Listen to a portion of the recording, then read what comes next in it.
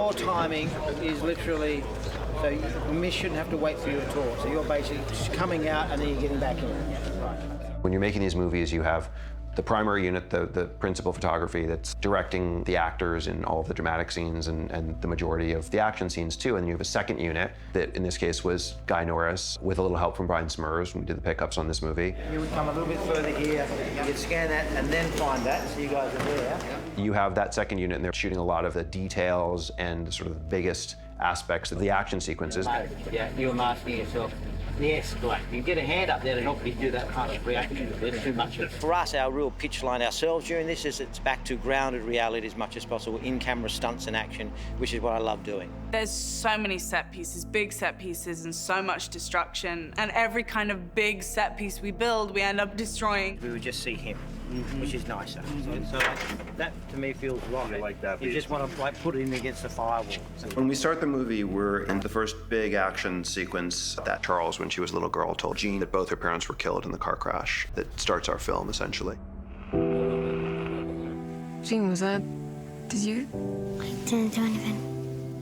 You wanted it to look like she killed her mother. You wanted it to look like her father could have survived or not, and that she went through something where she should have been extremely injured, but walked away from it. So when you put those three things together and the way you have to shoot that to show the story of it, we had to bring those two vehicles together. And the car runs down a track and we brought it down, so we pulled the two vehicles together with another vehicle. So we rigged it on a 2-to-1, and then the two cables are connected, so you can bring them right to their end mark, and then you can tell exactly where the accident's gonna happen, and then back them up, and when the truck pulls those two vehicles, they run right into the exact mark. When we had inside the pickup truck was a pipe ramp inside there, and then we had some structure built into the car so that when the two structures of the vehicles came together, it would launch the car up in the air and roll as if it was crashing.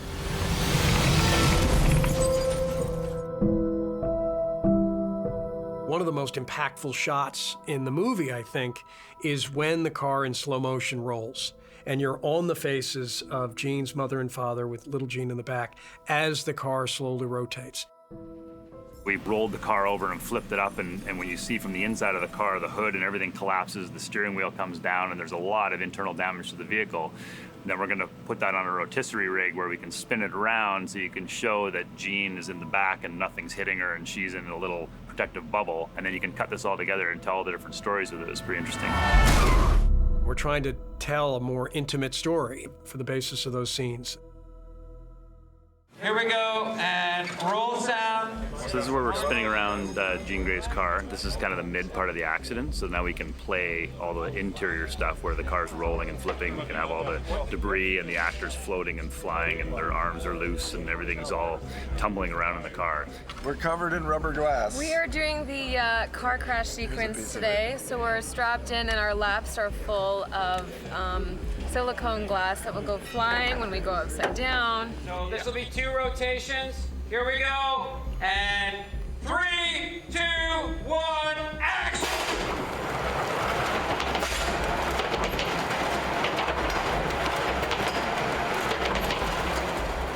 It's your standard car rolling rig. We got a couple of rolled rings that we have on bogies that are wheels that are set up to pivot so it stays all smooth. And we run this with a hydraulic system, so we're running basically 2 Omega drives to run this with a hydraulic system and an endless rope. So we just keep turning the winch and the rig keeps turning, and when we want to stop, it stops. So we've got lots of horsepower behind it to make it nice and fast so you can accelerate it and decelerate it quickly. And it's computer controlled, so we can decide where it stops. It stops upside down or right side up or at an angle, so we can start and stop quickly and in the spots we want. That's a piece of equipment he has to specifically roll huge pieces of machinery that you want to film. So, you know, that sequence is a credit, and the ability to make that as visceral and as sort of shocking as it is a credit to Cam. Cut there. Very nice, everybody. The very first time that we understand the power of what Jean had going on between herself and Dark Phoenix, there's a party sequence, and it's really all the younger mutants are having a party. It's just after they've come back from the space trip. 2 more. I was hit with a solar flare up in space, and now I'm just partying, and I had this crazy energy about me, and I'm drinking, and I can't get enough of everything. Then all of a sudden, voices and the noise of the music and the lights and everything's just crazy, and I erupt. Stop! Why have we started using erupt? I don't think we've ever used erupt. Really? I think that was the I've time been thing. saying explode. I don't know. I love erupt. I love erupt. I think erupt is. I erupt and Now I you blow guys- everyone back. It's largely a sort of concussive event this first time. There's not really a lot of fire involved in it. So we sort of get as much of that as we can in camera, and then we try to build on top of that, and sort of building a large sort of concussive, explosive event that knocks over trees and blows people aside and has a certain amount of a flash of light type component, but this is really the first time we've seen it, and we're not really taking it that far on this first time. Look how badass that is. We ended up having 27 people on ratchets, where they were all the party goers that were getting blasted back in the air from her effect. 2, 1, blast! Which leaves sort of her laying in a crater. Now we're gonna hear the lights. Here we go. And that causes then the flow for the rest of the movie and the breakup of the X-Men and the hunting of Jean, and then it carries on in a downward spiral from there. All wrap for the night. Thank you very much. Enjoy your Saturday night, everybody.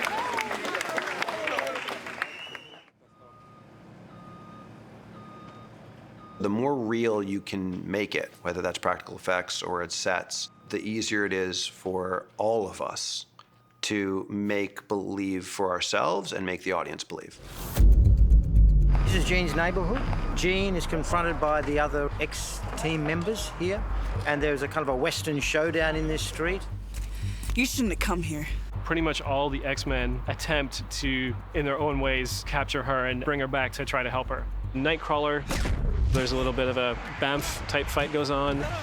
They bamf down into a house, go through the window. There's a big fight in the house, which we've done. Jean, please! She then bursts out of the side of her own house. Quicksilver goes into Quicksilver time. But of course, none of it really is a match for the Phoenix side of Jean. Physically, she can't go as fast as me, but mentally, she's most likely faster.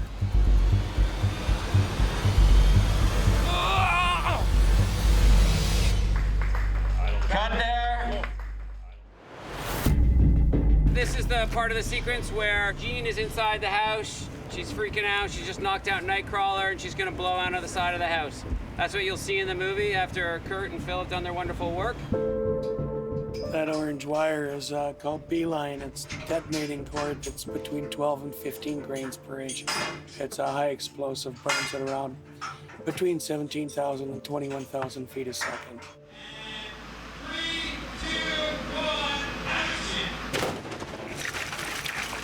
She comes blasting on the side of the house, so we had to build that with balsa wood and everything to be safe, and launched a bunch of cannons and some detonating cord behind it to splinter it up so it looked like impressive, like her telekinesis was coming through the wall. She deflects one of the lightning bolts from Storm, so that goes into the side of a house, and we got to blow that out.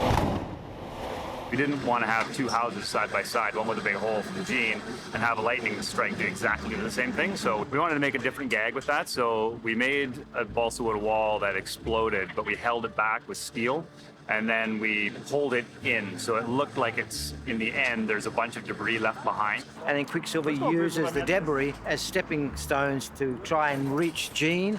She switches him off, and then he continues down the rest of the street about 200 yards, tumbling like a high sider off a high-speed motorcycle crash. So Quicksilver ends up somewhere way down there with a few broken bones. In this event, what's happening is this is when Jean throws up her hand and creates a force field. The cop cars are on a rail. There's dummies inside the cop cars. Cam is going to pull them in at about 25 miles an hour. With this gag here, we, obviously the cars hit the invisible wall. So it's a bit of trickery to get everything to slide and everything to happen properly. So we had a system inside the car that was tied back to weight sleds in the back of the track. And when the cars get to the end, it pulls the cables back and pulls the front bumper into the rest of the car. So it looks like an invisible wall, but it actually is all happening from behind it. And then we had cannons in the car to flip it up, because of course no gag's complete without flipping cars in the air. 3, 2, 1, act. Stay away from me! a whole bunch of tiny little pieces that all got to go well, and you get up with a gag like that. There's a sequence in the movie where Gene goes to Genosha, which is this land for mutants, and the US military show up with some helicopters, and there's a fight, essentially, between Gene and Eric. Eric's powers of being able to magnetically control things versus Gene's telekinesis. For me, it was really cool to read the script and see what we were doing in this sequence and using a helicopter as a weapon. I'd never seen that before, and it's something pretty cool. It was something that, you know, everyone thinks helicopters are cool. When you have two superheroes fighting over one and chopping things up with them, it's a pretty interesting thing for sure. She's gonna tip that helicopter so that the rotor gets like almost to your throat. Cam created a rig. There was 2 cranes, and those cranes, he had a line in between them that could hold up to 8,000 pounds that he could control to go forward and back and tilt one way or another as Eric and Gene were fighting over it. Stop that. It's not me. It's me. Get down! That allowed us to, you know, really choreograph some really close camera moves, but still have it flying around in the air and as practical as possible. So then the only thing that visual effects had to do for us is put the blades in. It's a back and forth sort of tug of war for the helicopter, and the body of the chopper is swinging toward them and swinging back and going sideways, and the stunt performers that are trying to pile into it are all running and jumping and leaping into what is in fact a chopper that is bobbing and weaving off the ground. So this is our hydraulic V-rig. We have 2 big hydraulic winches that we run with a diesel-powered hydraulic pump. This is 680 horsepower. It'll run our helicopter at about 3 feet a second by itself. We want to run the helicopter through the field at about 12 feet a second. So we have hydraulic accumulators that we can store a bunch of hydraulic power in. So we use the pump to fill the accumulators, and then we have stored energy. This machine makes me very excited. This is one of my favorite things of the film. I just like big, powerful stuff, and that's what this is. And you know, if you're gonna pick up a helicopter with you know, 12 people in it, then you need lots of power behind that. So it's a lot of fun for me to do this kind of rig, and this is what I really like to do in film. There are very complex, ambitious set pieces to the film, made maybe a little bit more challenging and more complex by the fact that the tone of the movie is trying to be so real. When I see it now, I'm afraid people won't know that we actually did these things. They'll assume it's a visual effect as opposed to a practical effect.